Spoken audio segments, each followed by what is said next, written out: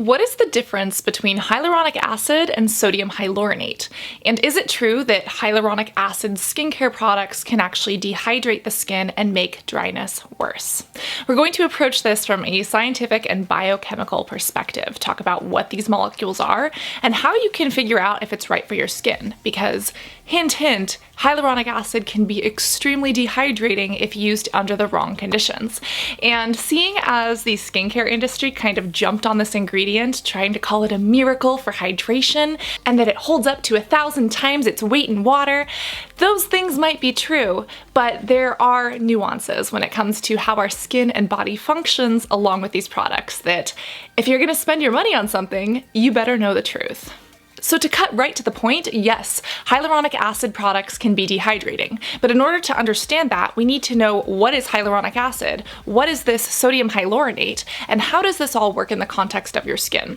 So when you purchase a hyaluronic acid product, most of the times it says hyaluronic acid on the front, but quite often, hyaluronic acid isn't actually what's in the product. It's a salt derivative, a sodium derivative of hyaluronic acid called sodium hyaluronate. This is always why I encourage you to turn and learn your ingredients. The front is all marketing. The back actually tells you the true story of what's in these products and what's going on to your skin. Hyaluronic acid products are sold and marketed in skincare to plump up the skin, to increase hydration, to give that skin a dewy glow.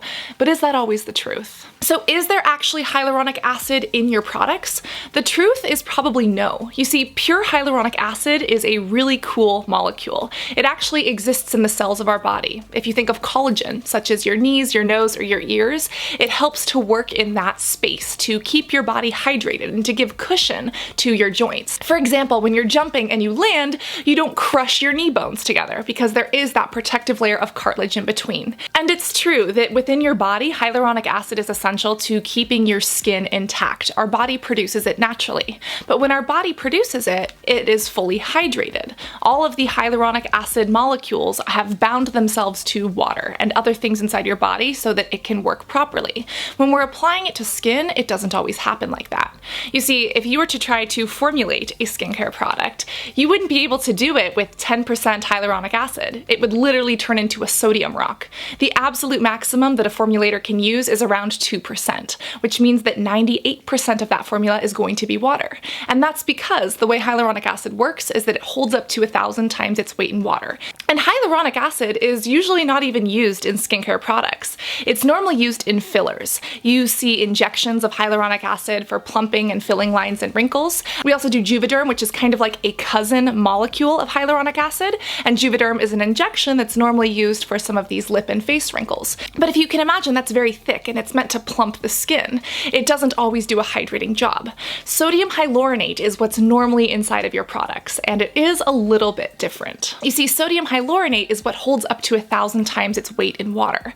And a lot of cosmetic companies will sell that to you saying that this is going to plump and hydrate your skin.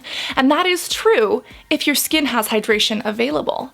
Now, what happens if you put something on your skin that's meant to soak up water, but there's no water to soak up? That product can go into your skin and can start to dehydrate your layers. See, your body is primarily water. All of your cells rely on it. So in the layers of your skin, your keratinocytes, and especially inside of the dermis, there's a lot of water available.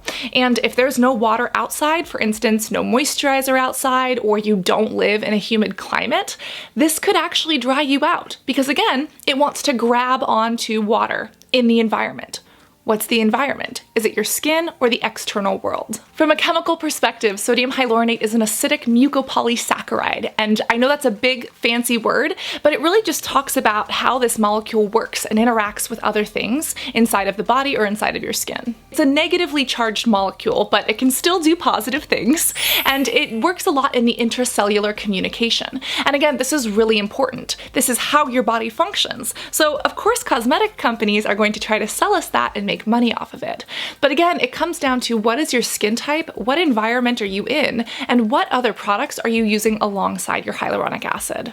If you really want to get the most out of your hyaluronic acid, what I recommend is putting it on as a serum, allowing it to kind of soak into the skin, and then putting on a water-based moisturizer. That moisturizer or hydrator will sit on top of the skin. It'll kind of lock everything in and protect your skin from the outside world. But when you think about it, the hyaluronic acid can then bind to the water that's in that moisturizer moisturizer that you just applied instead of sucking it out of your skin. Additionally, the truth is that if you live in a climate that's like Arizona or Southern California and there's not a lot of humidity in the air, you're not going to have a very good time with hyaluronic acid. I once went onto a plane, I did my skincare on the plane, and I tested the humidity levels. Humidity levels on the plane got lower than 10%. If you're in that kind of air, there is no moisture in it whatsoever. Of course, the hyaluronic acid is going to attack and dry out your skin instead of everything else. But if you live in a tropical or a humid climate, for instance, the deep south where it's hot and sticky, or the jungles of Hawaii, or somewhere like the Amazon or Sri Lanka, the air has so much humidity in it naturally that first off, that really helps out your skin, but the hyaluronic acid can grab onto that and really utilize it nicely. And that is where you get that humectant property of grabbing onto molecules of hydration from the outside and bringing them in. There's also something called multi-molecular weight HA, or multi-molecular weight hyaluronic acid, and that sounds confusing as but I want you to think of these different molecule sizes as like cookies. Let's think of cookies. You know how you can go to the store and you can get the little tiny crunchy ones, or you can get like the medium-sized vegan ones from Trader Joe's, or you can get the big honkin' Lenny and Larry's cookies that are like almost as big as your forehead.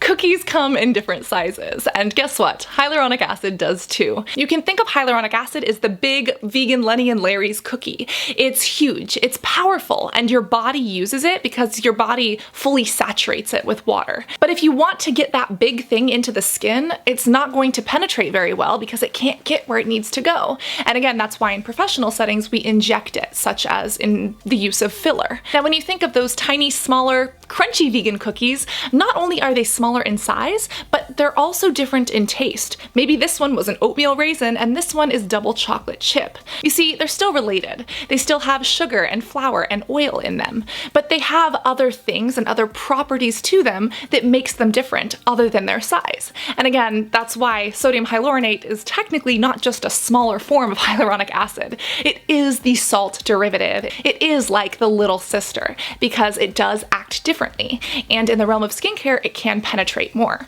But what about that Trader Joe's vegan cookie? Yes, there are different molecules and different compounds that, when combined by cosmetic chemists, can act as medium weight. And when you see something that says multi-weight HA, you're really talking about hyaluronic acid that has all of these together, like a big platter of multi-sized, multi-flavored cookies. Oh my god, that sounds delicious. And again, because hyaluronic acid in its pure form is really just big salt rocks, it comes in a powder. Exhibit A. Pure hyaluronic acid can't really be used in skincare that effectively. This is really hard stuff to formulate with. And again, because it doesn't work optimally for skincare in a topical application, that's why formulators do go for sodium hyaluronate, and that's why these products have so much water in them. So again, if you're trying to use hyaluronic acid in your skincare routine and you find that it's drying you out, honestly, look around at the weather. I purchased one of those barometers, those humidity meters on Amazon for I think 10 bucks back when I did my airplane skincare test to see how humid the cabin in the airplane was. And if you're really, really into it and want to do your own little experiment, you can actually take that and measure the environment around you and see, is your environment conducive for being able to use hyaluronic acid? I would personally want to rely on, like, to be safe, an environmental humidity level of like 40% or more. But again, if you don't want to go that extreme and like get yourself a scientific instrument, and if you don't want to do all of that work, you can also just make sure that you have a really good water-based moisturizer or hydrating moisturizer to put over the top. And again, that can help seal everything in. You can use these hyaluronic acid, which is really sodium hyaluronate products, both day and night. And again, when used properly, they really are amazing at plumping up the skin and rejuvenating it and adding moisture and making it look fresh. But there's a lot of cosmetic science that unfortunately a lot of skincare companies don't tell us about because they just want our money. But that's why you're here, because I care about your skin, and together we can be empowered and inspired by what's in these bottles and the way it works on the beautiful biochemistry of our faces. If you learned something from this video, make sure that you that like button, and don't forget to whoosh that subscribe button if you haven't already. More videos about the science of your skincare can be found right here, and I can't wait to see you in the next video. Love you guys. Bye.